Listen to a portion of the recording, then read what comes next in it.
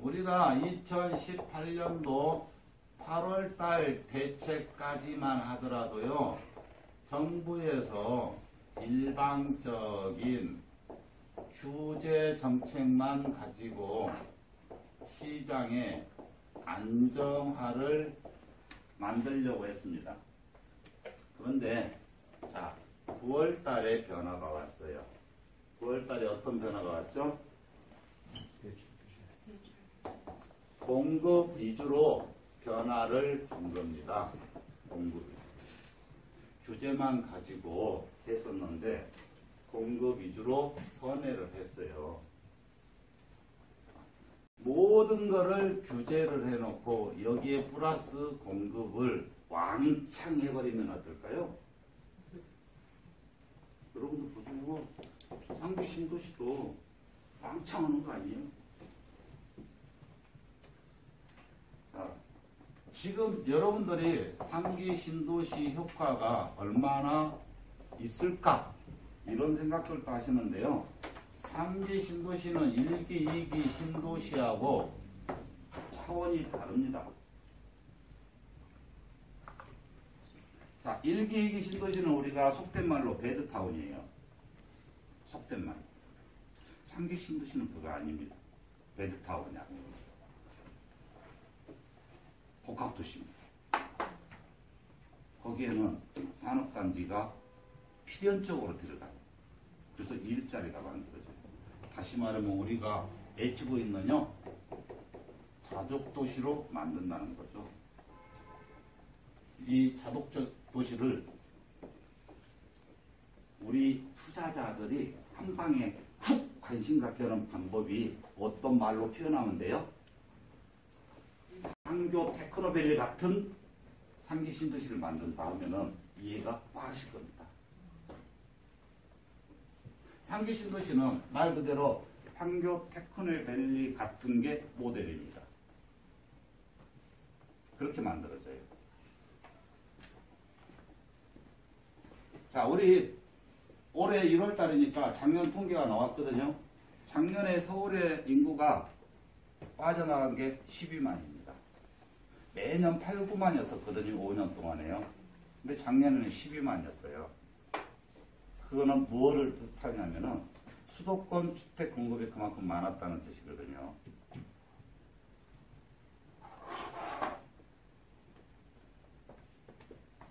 수도권 자체는 아파트 시장에서 양극화 자체는 아주 심합니다. 2018년도 가격 자체가요, 2029년도, 30년도 되면은 이 금액도 오지 않는 아파트는 30%가 넘는다. 이렇게 보면 돼요. 수도권에서. 작년 가격이 10년 후에 안 옵니다. 수도권에서. 30% 정도.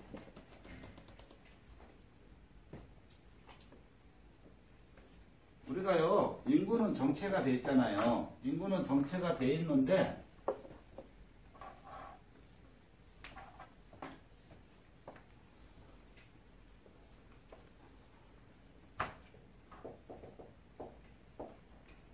자, 인구가 정체가 돼 있기 때문에 이 대책까지는 사실은 정부에서 공급 부족이 절대 아니다라고 외쳤어요. 근데 이제 공급 위주로 바뀌었다고요. 또. 그러니까 지금 우리 인구는 가장 필요한 곳을 어디를 찾습니까?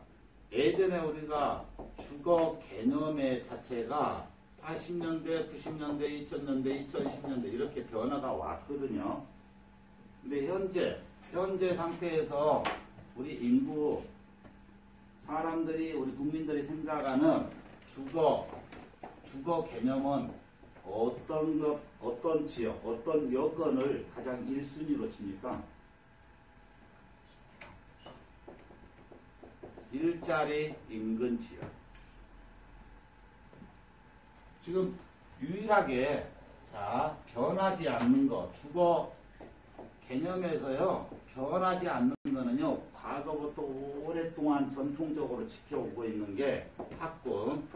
이 자체는 변하지 않았어요. 지금도 앞으로도 이거는 변하지 않을 겁니다. 그래서 근데 가장 크게 현재 미래 변하는 거는 요거라는 거죠. 일자리. 또한 여러분들이 이번 2기 신도시들에서 봤다시피 어떤 신도시가 인기 만점입니까? 어떤 신도시가 참 좋아요? 2기 신도시들 중에서 우리가 이렇게 뭐 판교다 어디다 하면은 이해를 못 하시는 분들이 많이 계세요. 판교에 하도 많이 들었고 못 들은 지역들은 어떤 지역이 가장 인기 만점이냐면은 일자리, 즉 복합도시요. 그러다 보니까 어디가 많이 다른 지역에 비해서 엄청 많이 뛰었냐? 마곡은요 처음에 분양 당시만 하더라도요 변방 중에 변방이라 해가지고 어느 지역보다도 인기가 없었다? 초창기 때문에 광교보다 인기가 없었습니다. 광교. 근데 여러분들도 지나고 보니까 좋다. 이미 지나고 보면은 내 것은 없어요. 무슨 지났는데 뒷말 할 필요가 뭐 있어요? 내가 때에 맞춰서 내가 투자해야지. 남이 돈 버는 거 아무리 주워 담고 떠들어봐야 무슨 소용이 있겠습니까? 근데 지금 우리 주거 개념 선호하는 자체가 아주 일자리라는 게 중요해졌어요. 우리 60 정년퇴직 하신 분들이요. 정년퇴직 하신 분들 중에서 개인 창업하시는 분들 옛날에 비해서 어떻습니까? 청년만 창업한 사람이 는 게 아니고 우리 명퇴, 정년퇴직 하신 분들도 창업자들이 상당히 많아졌거든요. 이런 분들이 어디에서 창업을 해요? 자족도시에 했어요. 이런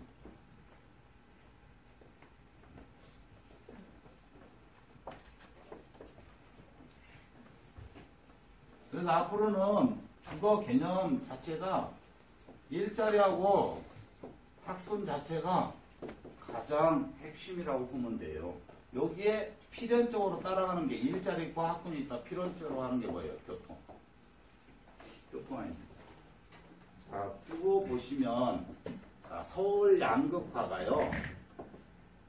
서울 양극화가 갈수록 굉장히 심해집니다. 서울의 양극화 자체는 여러분들이 생각하는 것 이상으로 심해져요. 서울 양극화가. 왜 심해질까요? 말씀드린 대로 2기, 3기 신도시들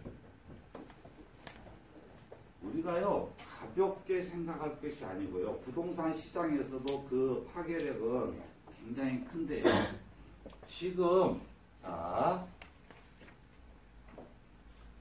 이 GTX A, B, C 노선들이 앞으로 시장 주거지 개념을 가져다 주는 역할 자체가 엄청나게 파워가 큽니다. 서울에 많은 집값이 6억이다. 그러면은 4억짜리가 GTX 역세권이 있다. 그러면 보리가지 가게 돼 있어요. 자, 우리 판교가 어떻습니까? 강북에 웬만한 아파트보다 다 비싸요. 그렇지 않습니까? 상계 신도시도요. 그와 같은 비슷한 신도시가 된다면 차원이 달라져요. 지금 우리가 수도권 신도시들을 싫어하는 이유가 뭡니까? 교통도 안 좋지만은 일자리가 없어요, 거기서. 그러니까 말 그대로 하숙집이야. 하숙집 아닙니까? 베드타운이잖아요, 그냥 말 그대로. 자, 여러분들이 가장 쉽게 비교할 수 있는 게요. 분당과 판교 아파트 가격 차이가 얼마나 나요? 거의 40% 이상 높습니다. 거의. 분당에 비해서. 관계가. 그 차이를 그대로 보여주는 거거든요.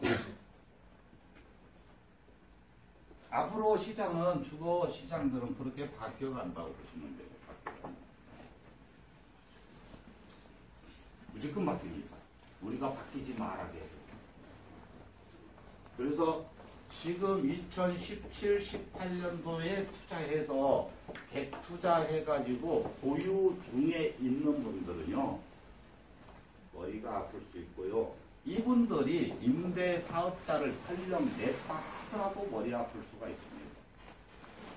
지금 산 금액이, 다수의 지역은 지금 산 금액이 2027년도, 24년도, 5년도 가면은 지금 금액 안 나오는 지역들이 많아질 거예요.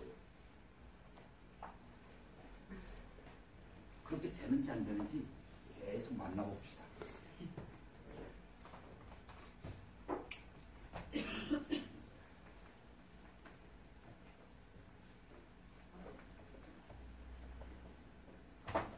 이거 조금 이따가 해드릴게요. 그래서 연결을 해버리자고요.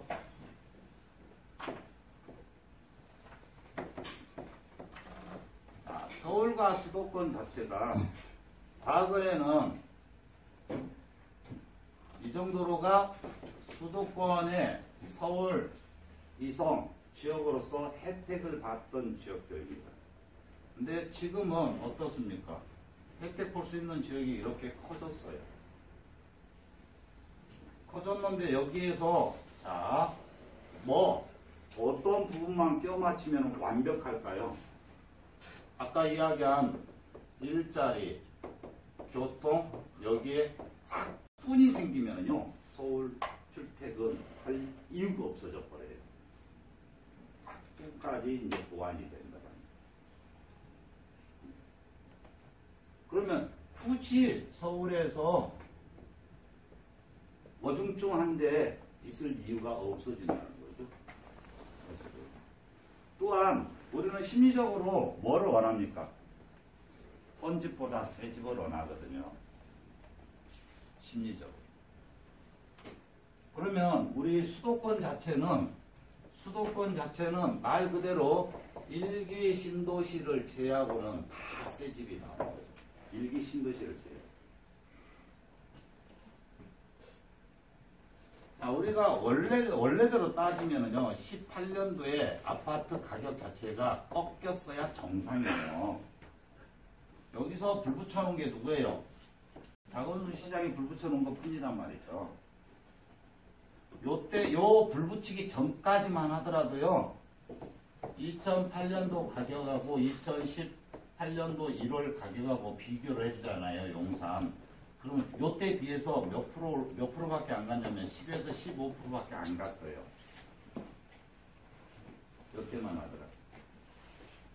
우리가 여기서 2014년도 가격 대비해서 폭이 높았을 뿐이죠. 근데 이런 시장 자체가 또 온다니까요. 그래서 이런 걸 하나는 우리가 참고를 좀 해볼 필요가 있어요. 자, 그러면 우리가 13년도, 예를 들어서 집값이 조정이 되면 2013년도 가격이 오느냐, 2013년도 가격이 오겠습니까? 안 오겠습니까?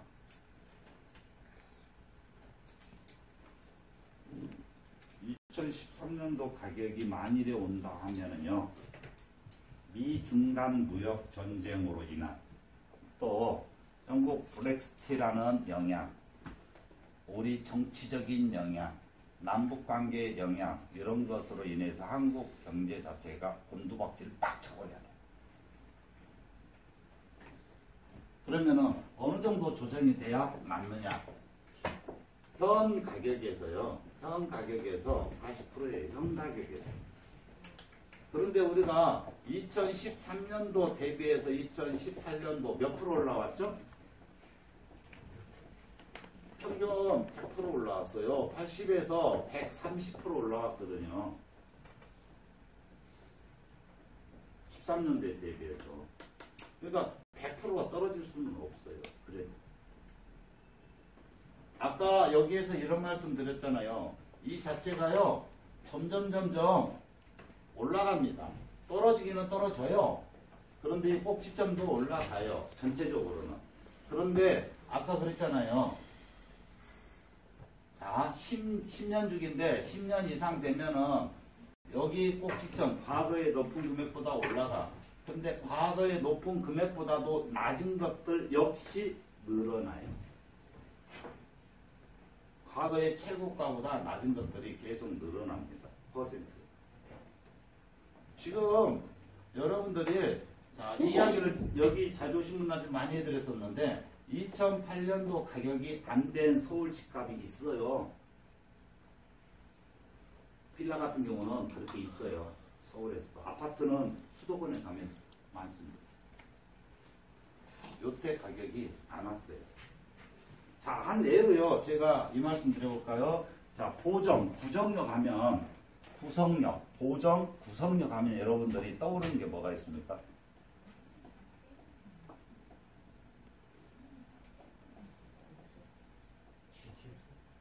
아무것도 없어. 근데 무슨 돈 벌려고? 보정, 구성역 하면 떠오르는 게요. 역세권 앞에 100만 평 개발 이게 떠올라야 돼요.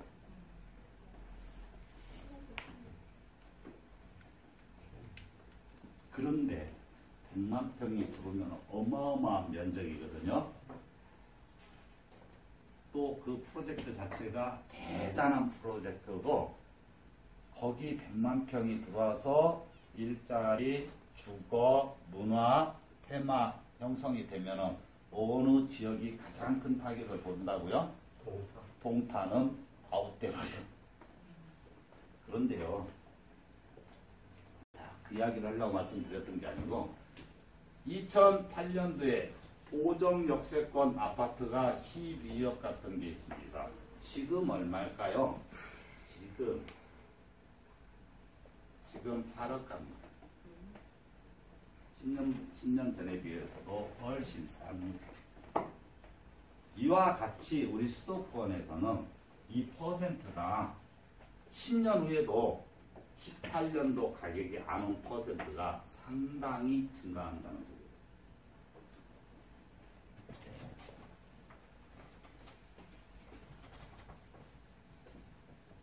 판단은, 선택은, 정보는 드리는데 선택은 여러분들 개인의 몫입니다. 선택. 뭐 또 살아갈 때는 또 안 사고 하지 안 샀으면 하는데 그러고 살려고만 했으면 방법이 없어요. 저도 도리가 없어요.